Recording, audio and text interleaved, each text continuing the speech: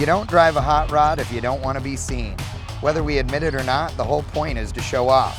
Some of our cars are built in driveways or two-car garages, while others are built at the finest rod shops in the world. Several of our destinations on the Rodfather Goodguys Road Tour are the shops that are building the latest and greatest in hot rods.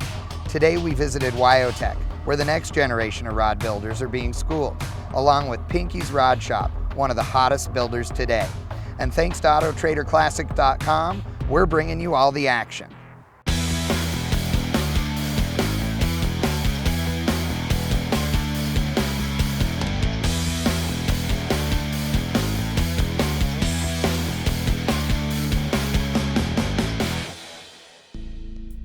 Engel had a vision for what his car should be, including some very unique additions, and Andy Brizio Street Rods delivered.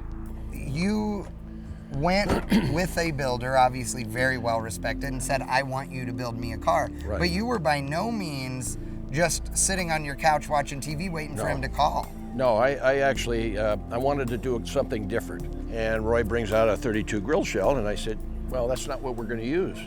He says, well, what are we going to use? I said, it's either 32 Chrysler or 32 DeSoto. And Roy's comment was, what's that look like?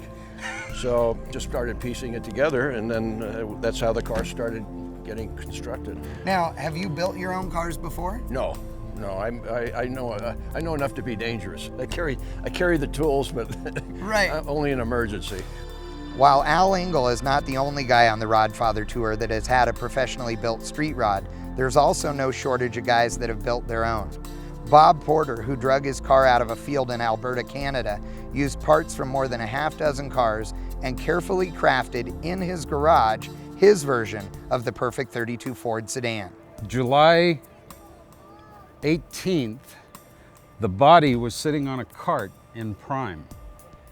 Wow, so you've assembled this whole thing, final assembly, since July? In about 50 days. Wow, that's saying something. Do you think any less of a guy who has Roy build him a car versus a guy that does one in the garage? No, absolutely not. Yeah. I've got a 37 Ford Cabriolet that I bought. I brought it home, changed the wheels and tires, and made it mine. Right.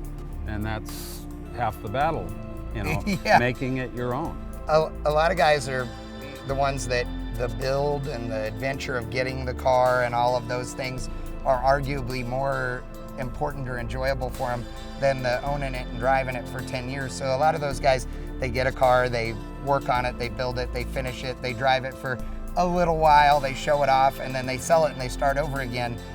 What's that whole cycle about with a lot of those guys? There are fellas that build a car every year or year and a half and turn them. And that I don't quite understand. I mean, there's a lot of work and love and care goes into the construction, and it's not something that I would turn loose of very easily. So I don't know how they do that. I don't know why they do it. I don't know how. This car's been a long time coming. It's not for sale.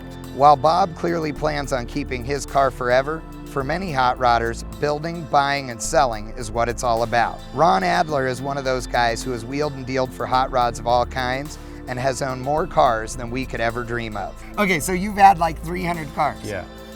You don't still have all 300 of these cars, right? No, I only have about 4 left.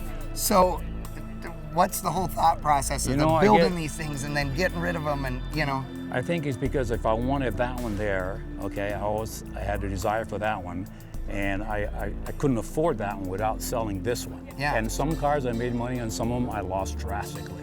I really envy some of the guys in my club that actually kept one car for a long, long time. I said, man, I kind of envy you, but maybe as a kid growing up, I never had enough toys or something, so now I can play games and go from car to car. Well, and do you get as much enjoyment out of the build process as you do of the driving? I think that's what it is. And I did pick up a lot of cars that were halfway cars. A lot of guys that gave up on a car. Well, and that's a good point, because a lot of guys that are trying to get into hot rodding, and of course, you know, the economy sucks now and we all know that, but a younger guy, let's say, that wants to get into a hot rod, his very first hot rod, Is the smart thing to buy an incomplete project? Well, technically, time out. I think the smarter thing, if you can afford it, you go ahead and buy a complete car because you're on the road, you're driving the thing, you know.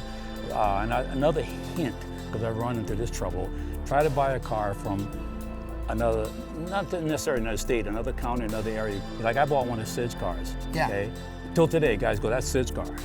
Right. And, you know, I finished it, you know, but they say, it's my car, you know, but no, that's Sid's car. Yes. So you the want to make identity. sure it's far enough away that the guys that They you're don't know. hanging out with Yeah. don't know that car. That identity is gone, you know, Right. it can be your own. For some, it's building a car yourself. For others, it's the creative relationship between owner and builder. But no matter what, it's all about being seen in something uniquely your own.